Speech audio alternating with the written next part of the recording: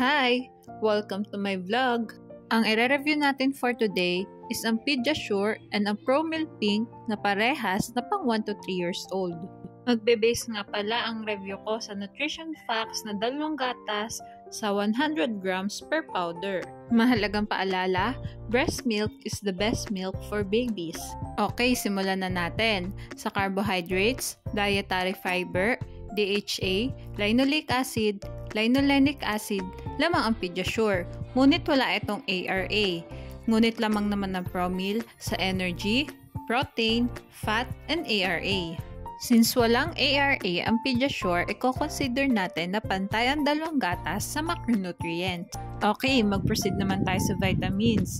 Sa vitamin A, vitamin E, vitamin K, vitamin B1, vitamin B2, and vitamin B6 lamang ang Pediasure. Ngunit wala itong carotenes. Samantalang lamang naman ang Promil sa carotenes, vitamin D, and vitamin B12. Sa pantothenic acid and folic acid lamang ang Pediasure. Samantalang naman ng Promil sa niacin, biotin, and vitamin C. Lamang ang Pediasure sa vitamins. Proceed naman tayo sa minerals. Sa chloride, calcium, phosphorus, magnesium, zinc, manganese, and copper lamang ang Pediasure. Samantalang lamang naman ng Promil sa sodium, potassium, and iron. Sa selenium, chromium, molybdenum, choline, taurine, carnitine, inositol, arginine, and free arginine lamang ang Pediasure. Samantalang lamang naman ng Promil sa iodine. Ngunit wala itong chromium, molybdenum, taurine, carnitine, inositol, and arginine. Lamang ang Pediasure sa minerals. Pero ang Promil ay may nucleotides na wala ang Pediasure. Kaya lamang ang Promil sa nucleotides.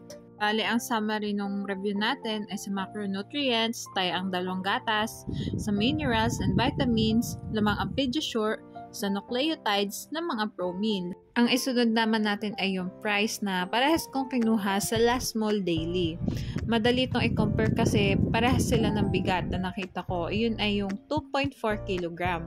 Makikita natin na mas mahal ang Pediasure compare sa Promil. Ang Pediasure ay nagkakahalaga ng 3,441 samantalang ang Promil ay nagkakahalaga ng 2,450. Basta lagi nating tatandaan, pumili ng gatas na hiyang sa bata.